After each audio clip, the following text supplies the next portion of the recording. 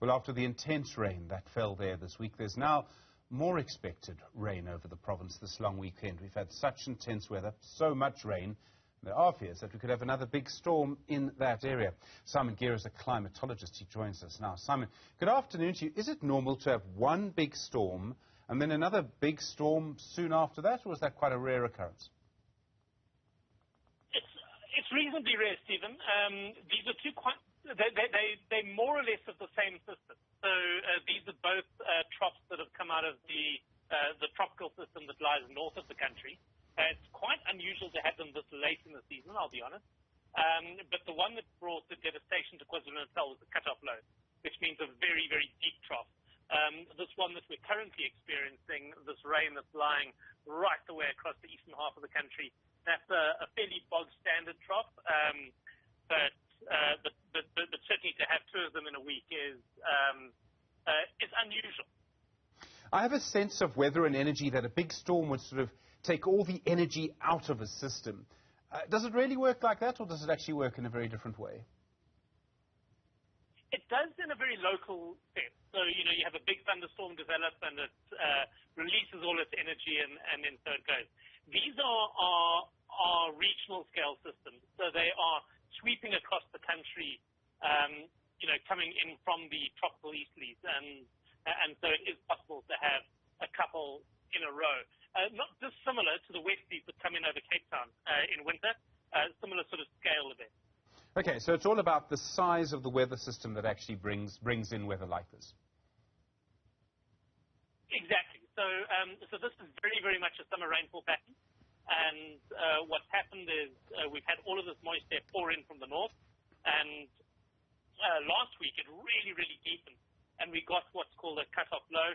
This is exactly the same type of system that brought the devastating Langsberg flood back in the 80s, which we were all taught in matric geography back in the 90s.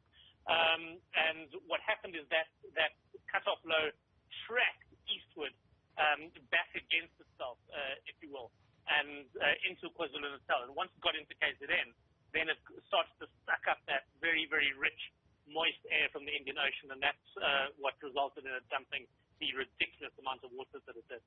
So when we have a series of big storms in a short period of time, and I mean this was such a big storm, and we have one like this, does it mean that it becomes more likely in the future? I mean, so for example, some places have hurricane season. Now, we don't really have hurricanes this far south, but I mean, could something like that actually start to happen, that if the climate does start to change, we could have a season of storms like this?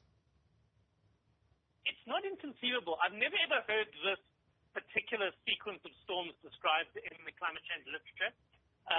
But something that we do need to be very, very aware of is that although the rain falling at the moment is nowhere near as heavy as the rain that fell over the weekend in KwaZulu-Natal, KZN is absolutely waterlogged at the moment.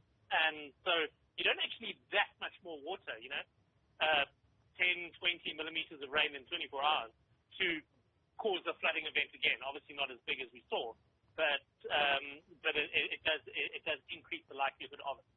You're making the point that the water table is very high. I'm sure people who have any access to any garden in Gauteng at the moment see the same thing. Just a little bit of rain and you have a small flood, simply because the water table is so high, because there's been so much rain this season. Absolutely. So I mean, everything is sodden, and this has been one of the wettest seasons on record, I think, for Gauteng. We have been dipping into a La Nina season, which generally means a little bit more rain for us. But this rain is very, very late in the season. Anyone who regularly attends the Easter Rugby festivals, for example, will know that rain is pretty rare at those events.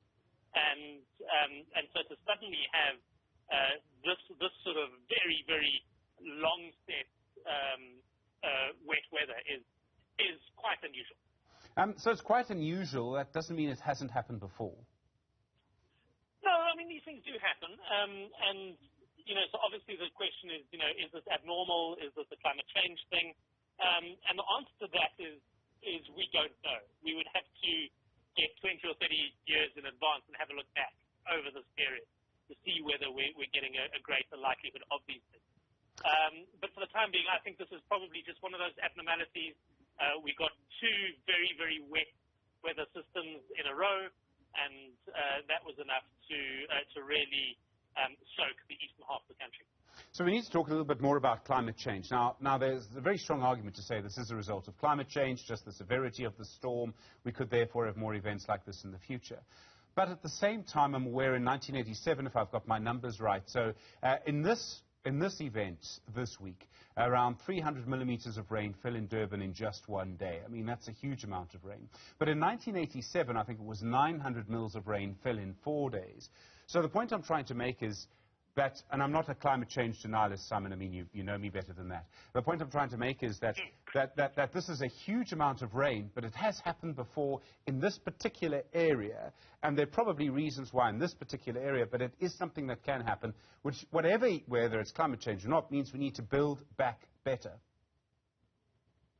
Yeah, so the way we need to think about climate change is that there are going to be freak events, and there are going to be an increased likelihood of extreme events.